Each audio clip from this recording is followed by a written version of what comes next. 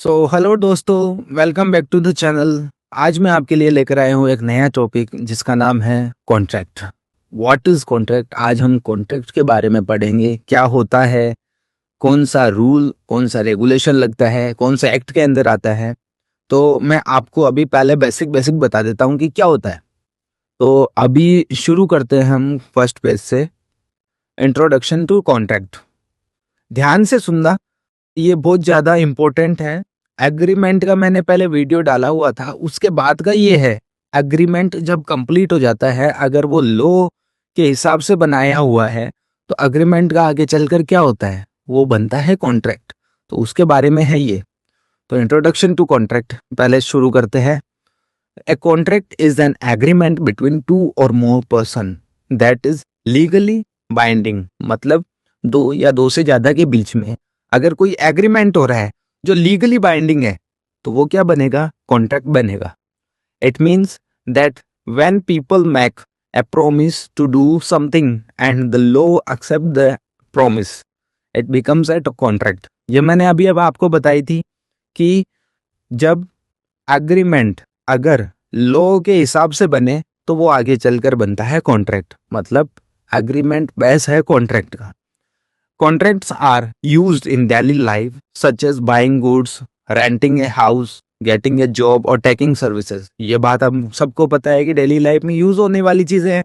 The main purpose of a contract is to ensure that all parties clearly understand their duties and responsibility. If one party does not fulfill their promises, the other party can take legal action. ये बात भी सही है। Main purpose क्या होता है contract का? कि clearly understand their duties and responsibility. दोनों पार्टी उनकी ड्यूटी क्या है और रिस्पॉन्सिबिलिटी क्या है, इसके बारे में वो क्लियर हो जाए।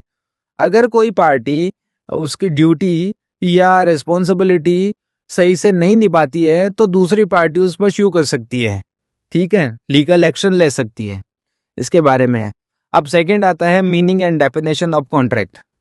अब आते हैं बुक के हिसाब से कि क्या कहता है law. Meaning and definition law के हिसाब से, the word contract comes from Latin word contractum, ठीक है, which means to draw together. मतलब लैटिन वर्ड से आया था। सारे के सारे जो इंग्लिश वर्ड है, अगर अपन लॉ की भाषा में बात करते हैं तो वो लैटिन वर्ड, स्पेनिश वर्ड यहाँ से आते हैं। तो ये लैटिन वर्ड है contractum, which means to draw together, मतलब साथ में कुछ करना, drawing together. According to the law, a contract is an agreement that is enforceable by law. यही बात वापस आ गई। मैंने इसके अंदर बार बार में ये इसलिए लिखा है ताकि आप बार बार में इसको रिकॉल करो, पढ़ो, रिकॉल करो और आपको एक माइंड में बैठ जाए कि कॉन्ट्रैक्ट क्या है। अग्रीमेंट एक बेस है कॉन्ट्रैक्ट का। अग्रीमेंट, अगर दो पार्टी के बीच में कोई अग्रीमेंट हो रहा है और वो अगर इन्फोर्सेबल बाय लॉ है, तो वो क्या है? कॉन्ट्रैक्ट है। तो डेफिनेशन भी यही आ गई। अब डेफिनेशन में आते हैं। A contract is an agreement made between two or more parties with free consent for a lawful object and lawful consideration.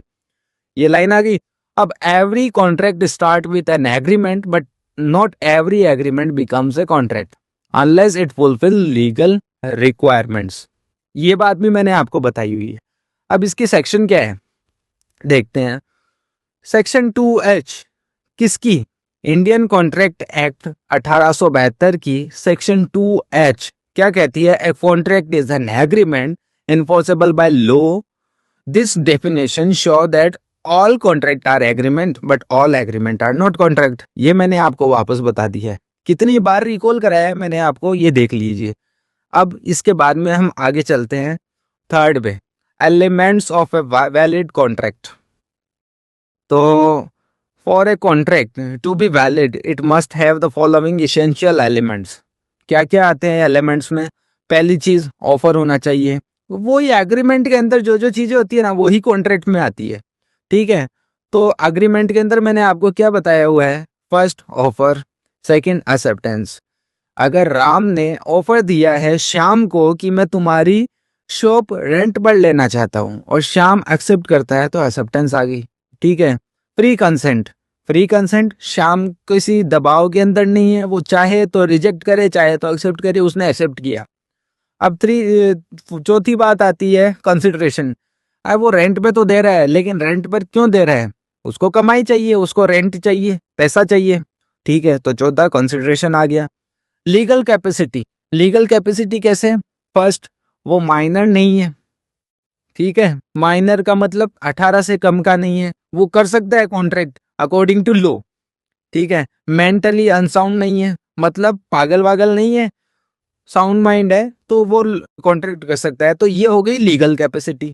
अब छठा आता है लॉफुल ऑब्जेक्ट। लॉफुल ऑब्जेक्ट क्या है? रेंट पर देनी है शॉप, ये कोई गलत काम तो है नहीं, 2 नंबर का काम है नहीं। अपन अगर अनलॉफुल बात करें तो 2 नंबर का अगर अपन शॉर्ट में बोले तो लॉफुल ऑब्जेक्ट है। सातवां आता है legal formalities. Some contract must be in writing and registered. मतलब कुछ कॉन्ट्रैक्ट होते हैं जिनकी लीगल फॉर्मेलिटी क्या होती है, वो रिटिंग में होना चाहिए, रजिस्टर्ड होना चाहिए। जैसे अपन रेंट एग्रीमेंट करवाते हैं, रेंट एग्रीमेंट होता है, या कोई भी तरीके का वर्क एग्रीमेंट होता है, तो वो लीगल फॉर्मेलिटीज के अंदर आता है। If any of this elements are missing the contract is not valid. ये 7 चीजें हैं, ये 7 चीजें आप देख लो। उसके बाद में अपन चलते हैं ऑफर एंड एक्सेप्टेंस में। ऑफर एंड एक्सेप्टेंस क्या होता है? An offer is when one person propose to do something for another person. मतलब एक आदमी दूसरे आदमी को कुछ करने के लिए ऑफर डालता है, और एक्सेप्टेंस क्या होता है? दूसरा आदमी उसको एक्सेप्ट करता है। राम बोल रहा है श्याम को कि मैं तुम्हारी शॉप रेंट पर लेना चाहता हूँ, और श्याम उसको एक्सेप्ट करता है, तो ऑफर एंड एक्सेप्टेंस आ गया। Both offer and acceptance must be clear and certain. If there is no proper acceptance no contract is formed. मतलब क्लियर होना चाहिए कि कौन सी शॉप। सपोज श्याम के पास तो पूरी बिल्डिंग है, उसमें 50 शॉप है, कौन से फ्लोर की कौन सी शॉप की बात कर रहे हैं, क्लियर होना चाहिए। और सारी बातें क्लियर होनी चाहिए कि मैं ये शॉप ले रहा हूँ, ये वाली शॉप है, इसके अंदर ये काम करूंगा, clear and certain. If there is no proper acceptance, मतलब श्याम ने कंफ्यूजन के अंदर एक्सेप्ट नहीं किया, तो नो कॉन्ट्रैक्ट इज फॉर्म, मतलब कॉन्ट्रैक्ट फॉर्म नहीं हुआ। रीजन, एग्रीमेंट भी सही नहीं हो रहा, मतलब एग्री भी सही नहीं हो रहा। फॉर एन एग्जाम्पल, अब अपन देखते हैं एग्जाम्पल क्या है इसके अंदर। If a shopkeeper offers to sell a book for a price and the customer agree, a contract is bond. Simple सी चीज है, खरीदनी है तो खरीदो, नहीं तो मत खरीदो। अगर खरीदनी है, एक्सेप्ट कर रहे हो, तो कॉन्ट्रैक्ट हो जाएगा। ठीक है, अब पांचवी चीज आती है कंसिडरेशन एंड फ्री कंसेंट। ये क्या होता है? Consideration means something in return. It can be money, service और गुड्स। ठीक है, मनी, सर्विस और गुड्स कैसे? राम नौकरी करने गया शाम के पास, दोनों एम्प्लॉयर एम्प्लॉय का रिलेशन बनाकर बैठे। ठीक है, अब राम को पैसा मिलेगा, किस चीज का मिलेगा? श्याम के लिए वो नौकरी कर रहा है, वो सर्विस दे रहा है। ठीक है, तो पैसा मिलेगा। तो फर्स्ट तो आ गया मनी। अब दूसरी चीज आ गई कि सर्विस ले ली, पैसे की जगह सर्विस ले ली, या गुड्स ले ली। ठीक है, अब जैसे आजकल आपने सुना होगा जूडियो। जूडियो क्या करता है? जूडियो अलग से कॉन्ट्रैक्ट करता है। वो क्या कहता है कि या तो आप मेरे से रेंट ले लो, आप अपनी शॉप दे दो मुझे, और या तो आप मुझे रेंट बता दो महीने का कितना चाहिए, या फिर आप मेरे से पार्टनरशिप ले लो। पार्टनरशिप मीन्स जितनी सेल होगी उसका इतना परसेंट मैं आपको पे कर दूंगा, 40% पे कर दूंगा। जितनी सेल होगी उसका 40% आप एज अ रेंट ले लेना। तो उसके अंदर पैसे की बात नहीं आ रही, लेकिन क्या है? कंसिडरेशन आ गया। कंसिडरेशन क्या है? लीगल कंसिडरेशन है।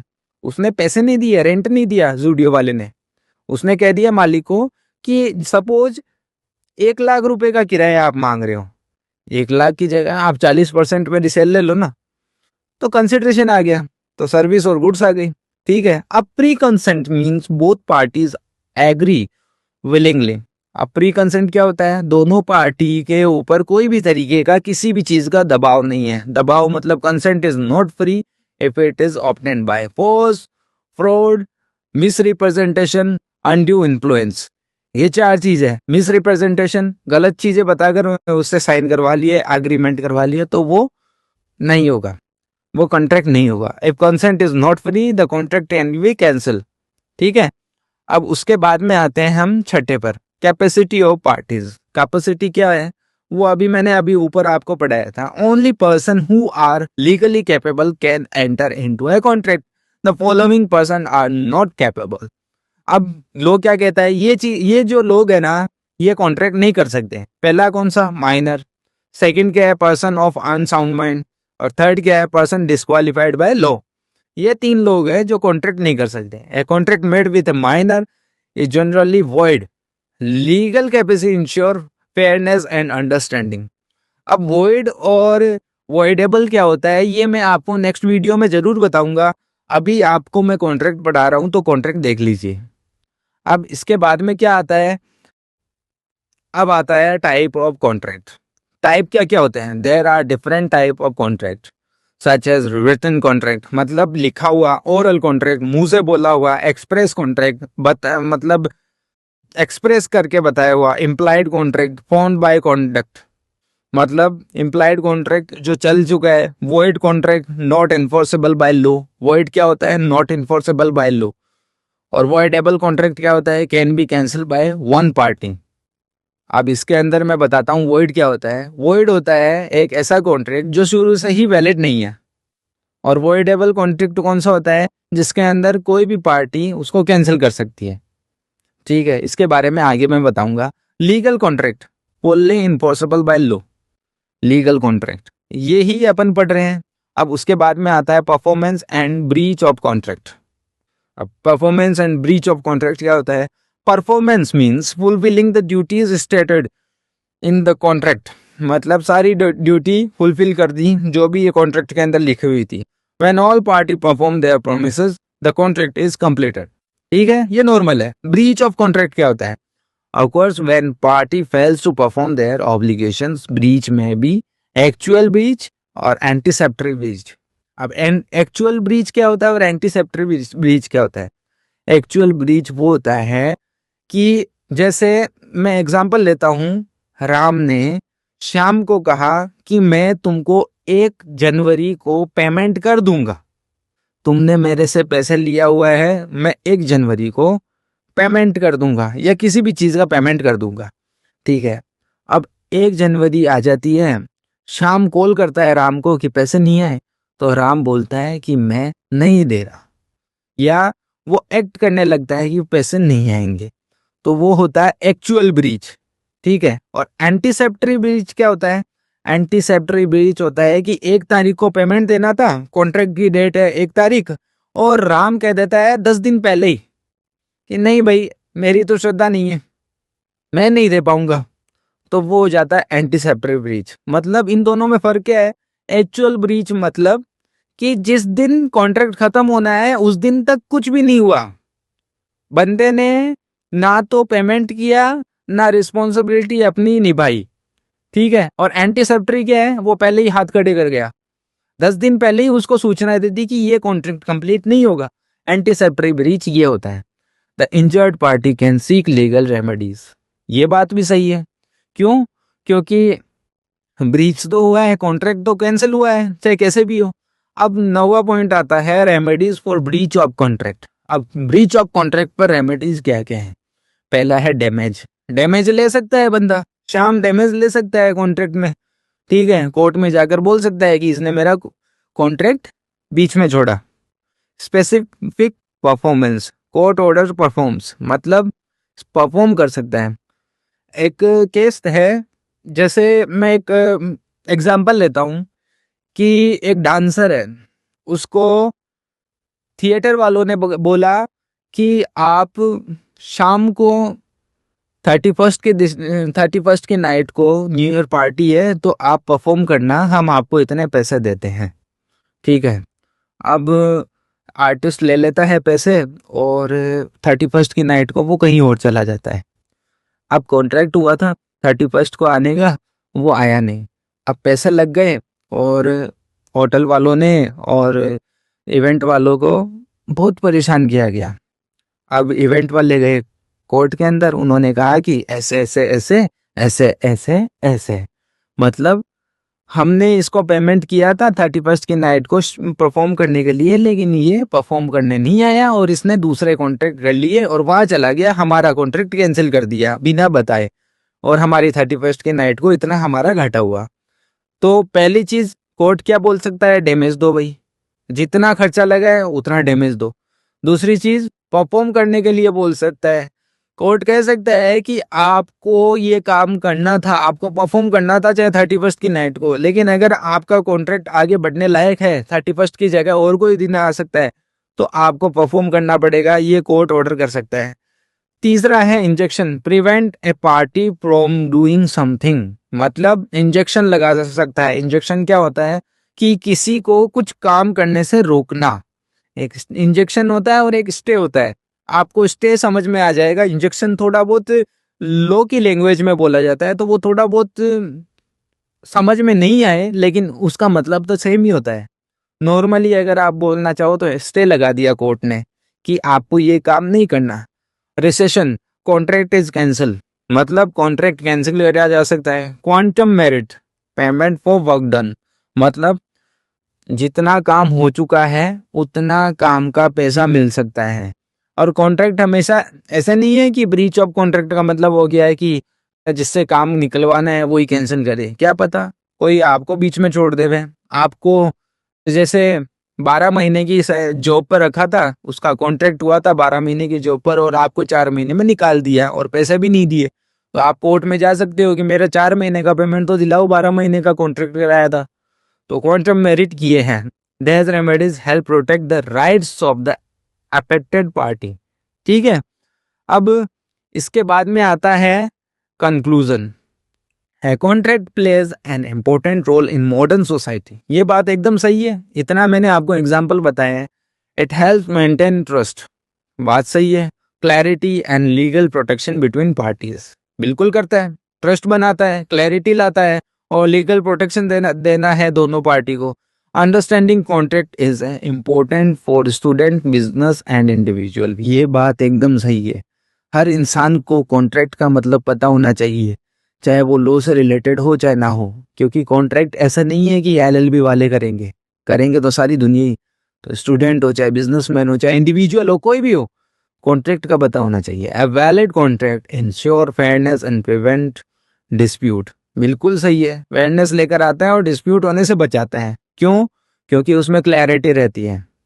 Therefore, contract are essential for smooth personal and professional relationship. बिल्कुल, प्रोफेशनल रिलेशनशिप। रीजन आजकल एम्प्लॉयर एम्प्लॉय के बीच में कॉन्ट्रैक्ट होता है और हर चीज़ में कॉन्ट्रैक्ट होता है। रेंट के लिए अगर आप जाओगे तो कॉन्ट्रैक्ट होगा, रेंट की शॉप लेनी है तो कॉन्ट्रैक्ट, आपको देनी है तो कॉन्ट्रैक्ट। तो इसी के साथ अपना कॉन्ट्रैक्ट का टॉपिक पूरा होता है। और थैंक यू फॉर वॉचिंग, और नेक्स्ट वीडियो में मैं ट्राई करूँगा वॉइड एंड वॉइडेबल के बारे में बताने के। Okay, thank you.